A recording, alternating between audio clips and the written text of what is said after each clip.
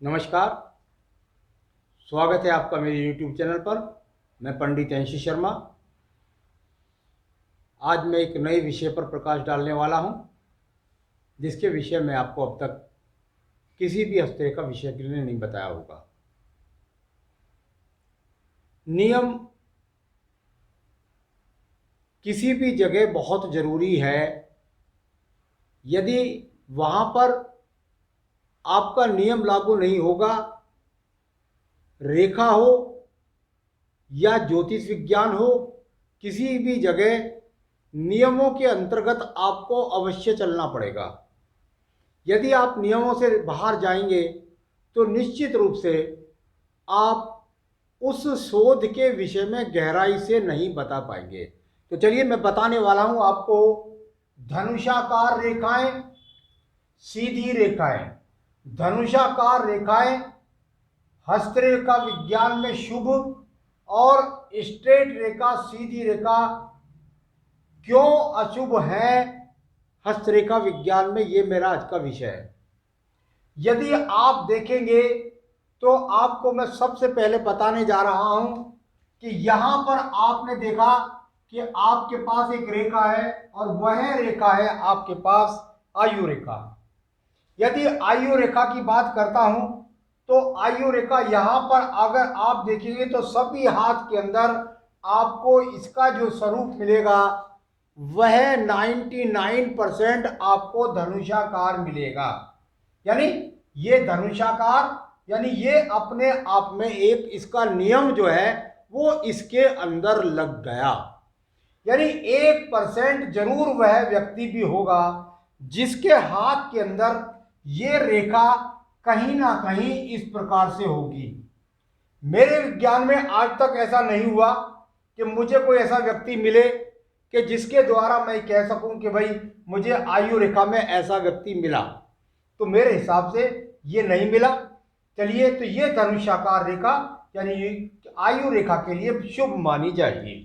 चलिए, इसके बाद मैं बात करता हूं आपके पास में, और वो रेखा है दूसरी रेखा।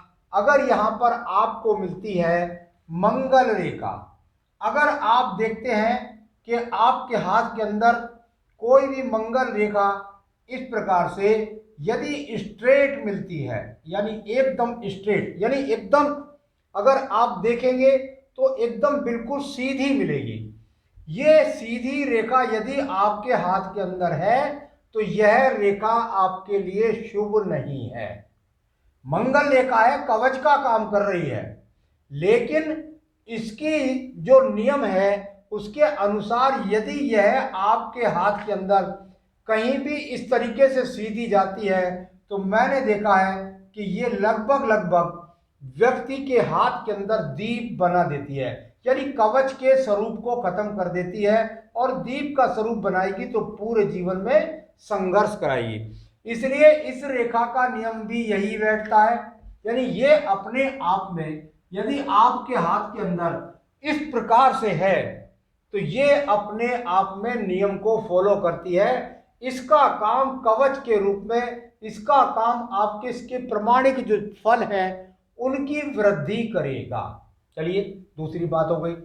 एक और अगर अगली रेखा देखेंगे आप तो वह मिलेगी आपको, अगर आप यहां पर इसको उठा करके आयु रेखा को और इस प्रकार से घुमा दें तो ये पलट जाएगी। यानी यहां पर नियम हो गया कि ये आपकी हृदय रेखा यहां पर इस प्रकार से घुमावदार है, बेहतरीन हो गई। इसके अंदर टूटन है, गिरन है, रेखाएं उल्टी सीधी गिरी हुई है, एक अलग विषय है। लेकिन इसका पहला सिद्धांत यानी ये अपने आप में धनुषाकार बन गई, ये इसका पहला नियम है।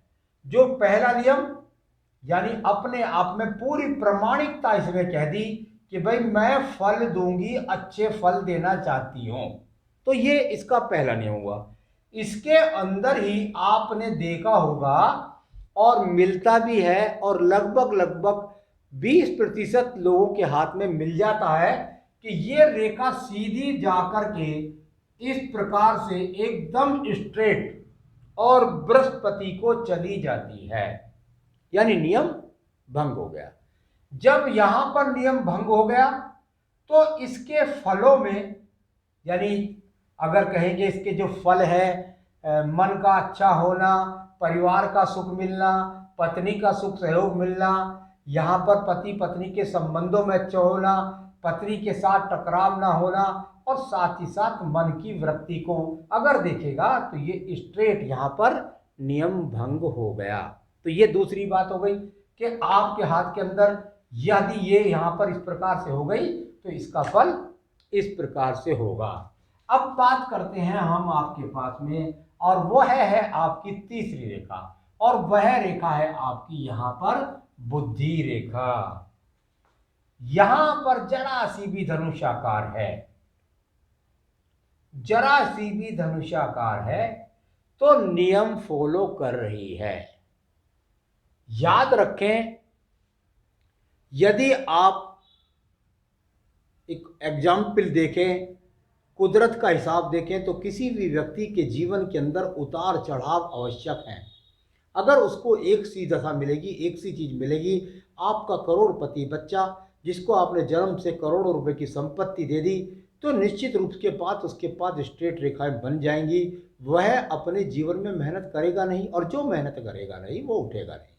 तो यहाँ इस बात को भी अगर थोड़ा सा देखें, याद रखें, नियम है कि यदि तेज हवा चलेगी, यदि तेज हवा चलेगी तो जो वृक्ष एकदम सीधे खड़े हैं वह ही आंधी में गिरते हैं, वह ही तूफान में गिरते हैं। अगर आपने समुद्र में लहरों को उठता हुआ देखा होगा और पास में उनके पेड़ों को देखोगे, यदि आप या अपने परिवेश में आप देखोगे, तो जो लहरदार पेड़ होते हैं जिनमें झुकने की सामर्थ्यता होती है, व्यक्ति की भी अगर झुकने की प्रवृत्ति है, अच्छी है, सुन लेगा, दो बात को सहन कर लेगा, तो वह व्यक्ति जीवन में सफल ज़्यादा होता है, धैर्य रखने वाला। इसी प्रकार से जो वृक्ष तने हुए खड़े होते हैं वो टूट जाते हैं, जो झुकावदार होते हैं वो आंधी खत्म, तूफान खत्म, खड़े हो जाते हैं। तो यहाँ पर बात मैं कर रहा था धनुषाकार रेखा की, और ये बुद्धि रेखा यहाँ पर धनुषाकार हो गई, तो नियम फॉलो हो गया, यानी इसकी स्वरूप आपके लिए अच्छा हो गया। यहां पर देखने को मिलता है किसी व्यक्ति के पास ये रेखा एकदम सीधी, यूं सीधी हो, इस प्रकार से सीधी हो, हृदय रेखा के साथ समान चल के मिल जाए, यानी हृदय रेखा भी ऐसे निकले और ये रेखा भी ऐसे निकले, आपस में मिल जाए, तो दोनों का स्वरूप अच्छा नहीं हुआ। बुद्धि रेखा का भी स्वरूप अच्छा नहीं, हृदय रेखा का स्वरूप भी अच्छा नहीं, दोनों के परिणाम अच्छे नहीं, मन से भी अच्छा नहीं, बुद्धि से भी अच्छा नहीं। क्या कहते, क्या सुन ले, मन में कुछ क्या कर दे, कुछ पता नहीं। तो यही नियम बुद्धि रेखा पर लागू हो गया। यदि एकदम सीधी है, व्यक्ति के नियम में यहां पर भंगता आ गई, यानी क्रोध करेगा, गुस्सा करेगा, जिद्दी होगा, और जो भी इसकी कमियां हैं, मैं तो सिर्फ यहाँ पर आपको रेखा का स्वरूप यहाँ पढ़ा रहा हूँ, तो इसकी गहराइयाँ मेरे बहुत एपिसोड्स के अंदर है। तो यहाँ पर नियम हो गया आपका एक और ये नियम कि आपकी यहाँ बुद्धि रेखा बताई मैंने, आपको मंगल रेखा बताई, आयु रेखा बताई, आपको हृदय रेखा बताई। तो जब जब ये नियम यहाँ पर जरा भी भंग होगा, वहीं वहीं आपके जीवन में परेशानियों को खड़ा करेगा। याद रखें, यदि मैं ये कह रहा हूं कि आपकी अगर रेखा यहाँ पर खड़ी है केवल और केवल इतनी, तो ये नियम को भंग नहीं कर रही भाई, इसे मत समझिए, ये खड़ी रेखा का स्वरूप है। अगर ये रेखा यहाँ खड़ी है तो ये सारी खड़ी रेखा का स्वरूप है, अगर ये रेखा यहाँ खड़ी है तो ये सारी खड़ी रेखा का स्वरूप है।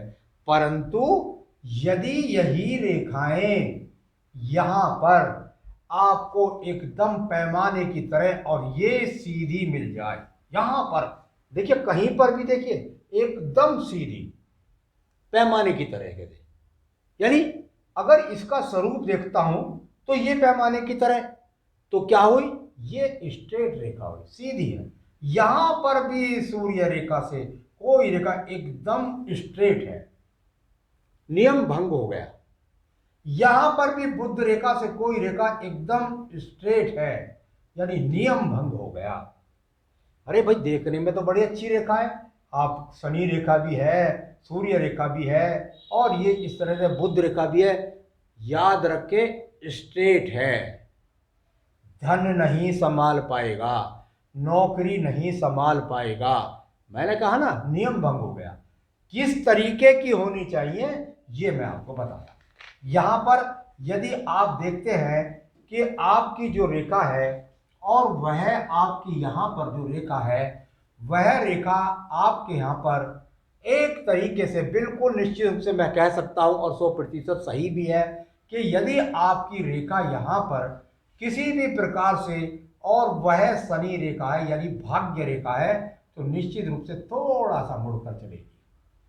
यहां तक सीधी हो सकती है, यहां टर्न हो सकती है, यहां तक सीधी हो सकती है, यहां टर्न हो सकती है, यहां तक सीधी हो सकती है, चंद्र पर्वत से संबंध बना सकती है, या यहां कुल मिलाकर यहां से ही जाए तब भी वही बात है, यहां से भी जाए घुमावदार तब भी वही बात है। यानी ये शुभ संग्रह इन रेखाओं का है। कोई भी रेखा अगर आप देखेंगे तो वो नीचे से कहीं ना कहीं से टर्न होकर के चलती है, याद रखें। तो ये जब इसमें थोड़ा सा भी घुमाव आ गया, बस तभी आपके लिए शुभ हो गई, एकदम स्ट्रेट। मैंने बता दिया स्ट्रेट में क्या कमी हो जाएगी, नौकरी ले लेगा, छोड़ देगा, पागल हो जाएगा। यहां सूर्य रेखा है, मैंने कहा यहां तक ठीक है, यहां से सूर्य रेखा चल दी और जाकर इस प्रकार से टर्न हो गई, बहुत शुभ है। यहां से सूर्य रेखा चली, इस प्रकार से टर्न हो गई, बहुत शुभ है। कहीं ना कहीं कुछ नहीं हुई तो दो मुखी हो गई। तो ये कुल मिलाकर के इसका जो चलने का तरीका है वो कहीं ना कहीं से नीचे से ही कम से कम शनि रेखा और इन रेखाओं का है। यहाँ पर आपको बुध रेखा का अगर अगर आप बात करेंगे तो बुध रेखा की जो स्थिति है वह भी आपने देखी होगी, वह यहां से चलती है और इस प्रकार से घूमती है। तो ये नियम को फॉलो कर रही है, ये धनुषाकार रेखा है, ये नियम को फॉलो कर रही है। जो स्ट्रेट रेखा है वो नियम को फॉलो नहीं कर रही, सीधी रेखा अशुभ इसलिए होती है। और कई बार लोग बाग फेल हो जाते हैं, पूछते हैं भाई गुरुजी हमारे पास तो बहुत अच्छी अच्छी रेखाएं हैं, हमारे पास भाग्य रेखा भी है, हमारे पास मंगल रेखा भी है, हमारे पास सब रेखा है, लेकिन हमारा फल शुभ क्यों नहीं हो रहा। शनि रेखा है, भाग्य रेखा है, स्टेट है, धन मिल जाएगा, लात मार देगा, संपत्ति मिलेगी पैतृक उसको नाश कर देगा, नौकरी मिलेगी उसको लात मार देगा, बुद्धि रेखा हो जाएगी, बुद्धि भ्रष्ट हो जाएगी, काम गलत करेगा, क्रोध में आकर के सर्वनाश कर लेगा, हृदय रेखा स्टेट होगी, पत्नी से अलगाव, वो जो कारक हैं उनके अंदर व्यक्ति अपना नाश कर लेगा। बहुत छोटे से हिसाब में मैंने आपको इसको समझाने का प्रयास किया है। जब भी कोई हस्तरेखा देखें तो इन चीज़ों को, इन नियमों को भी उसमें फॉलो करें। ये आज पहली बार मैं एपिसोड डाल रहा हूँ, आपको बहुत सारे लोग इस पर अध्ययन करें, शोध करें, उसको डालें। तो मेरे साथ जुड़े रहिए, मेरे चैनल को सब्सक्राइब कर लीजिए, इससे आपको लेटेस्ट जानकारी प्राप्त हो सके। नमस्कार।